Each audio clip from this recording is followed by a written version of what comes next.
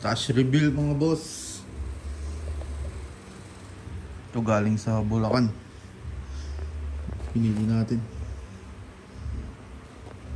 Magsimula tayo dito sa mga fountain. Ito Fortune. Focus na ng dalawa. Namit ng Pasko. Tapos dito Phoenix. Ano lang to, parang sinama ko lang kasi may para eksakto yung babayaran. Ito dancing ba to? Wala man to eh, kasi may crackling red. Batibot boss na din to. Ito taon-taon meron akong ganyan. Ito Everest, kumuha ko nito 10. Nagamit ko na yung 3. So, napakaganda nito. Sulit na. 75 pesos. So, dito meron tayong 3 minutes. Pang pang ubos ng oras. Ito, pero mas maganda dito yung yung GRF. Ito, Bell Orchid. Peony. Yan. Sa naman tayo, sa Quitis. May 3 klase dito. Ito, double Aquino. Nagamit ko din to, boss na. Tapos kay John Pyro. Shout sa'yo, idol.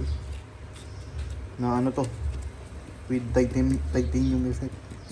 Tsaka silver tail. Ito naman, yung whistling Quitis bombshell ng Lebrilla. Mahal nito ngayon. Kita ko nasa 40 pesos. Isa. Yun lang, tas lucis. Dito naman tayo sa mga aerial. Ito, series ako. Dito Sword of Valor, tapos Forge, tapos dito naman Osiris ata, tapos Azure, Splantum. Dapat to eh, sa yun yung isa, yung maganda sa LF, yung may crackling. Ano tawag doon? Basta yun. Tapos dito Roman.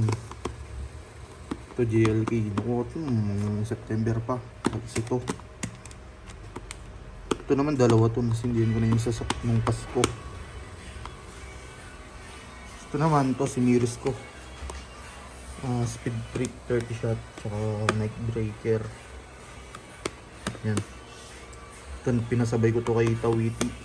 Ito tsaka itong Airwolf. Ito Cupid. Lang ang kalkati mamaya. Tapos dito naman 2 inch sa bombshell naman tayo.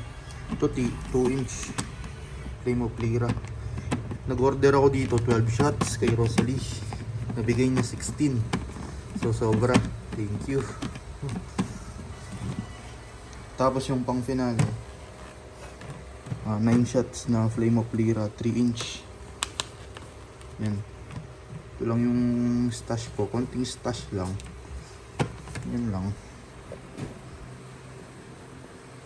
Thank you mga boss. Abangan nyo na lang mga video. Bukas upload natin. Thank you. Ito pa rin pala, ginawa ko DIY. Yan. Tignan natin mamaya kung lilipad. Yan lang mga boss. Thank you. Nanood.